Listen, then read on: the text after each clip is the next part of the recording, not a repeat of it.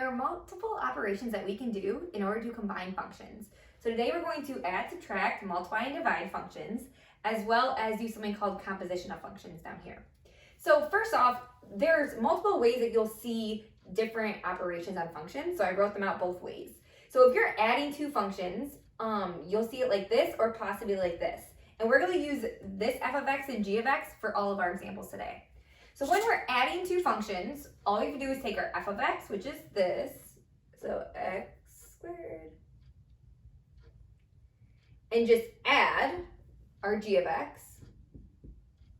And then from there, we just combine like terms, and then we're done. So we have an x squared by itself, 4x, and x can be put together to make 5x, and then negative 6 and negative 2 would be negative 8. So that would be the answer for adding them. Subtracting them is very similar. So we take our f of x, which is, again, x squared plus 4x minus 6. And now with this, we're subtracting g of x. So the big thing with this to remember is that you're subtracting all of g of x. So it helps to put in parentheses to remember you have to distribute the negative. So if we distribute that negative, we would have x squared plus 4x minus 6 minus x plus 2.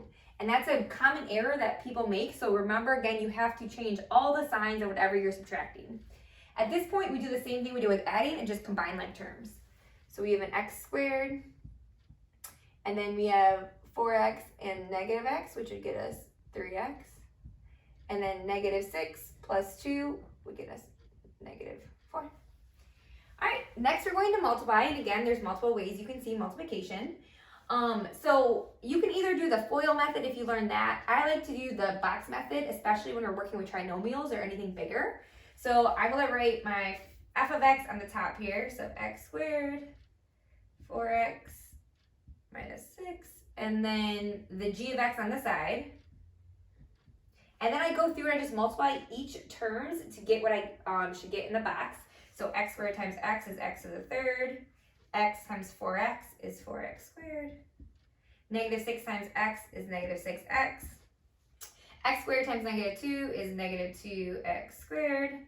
4x times negative 2 is negative 8x. And negative 6 times negative 2 is a positive 12. And then from here, I just combine like terms.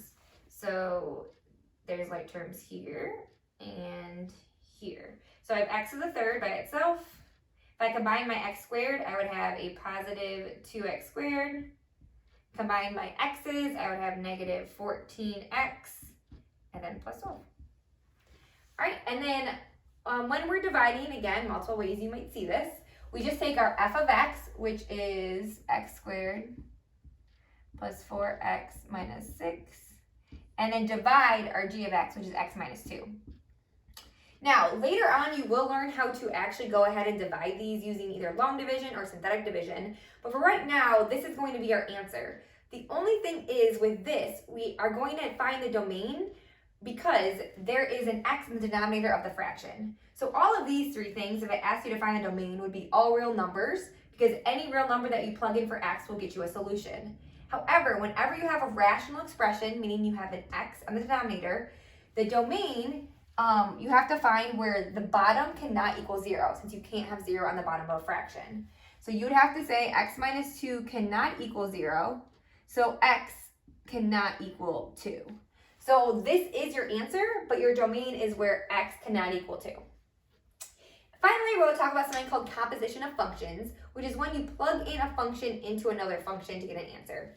So this right here is not an O, it's an open circle, and this is the symbol for composition of functions.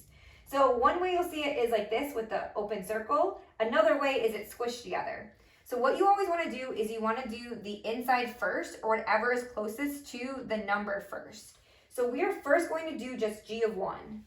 So g of 1 means we're going to plug the 1 into our g equation anywhere there's an x. So we're going to plug the 1 into this.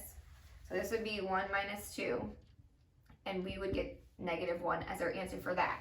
Once we have the answer for this, we plug that answer into the next equation going outwards. So now we're going to plug in negative 1 into f.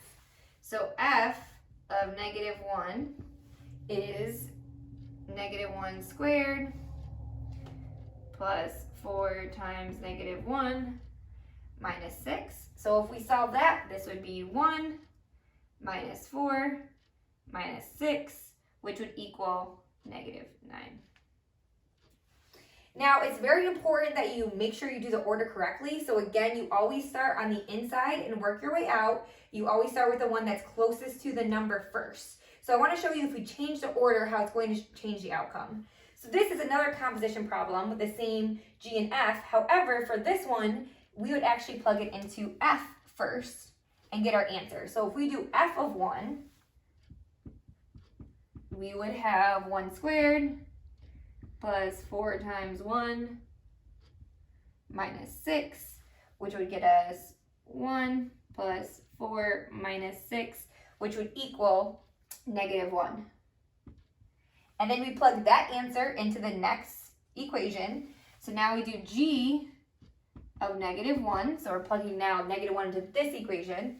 So negative 1 minus 2, and that would get us an answer of negative 3. So order is very important when you're doing composition of functions.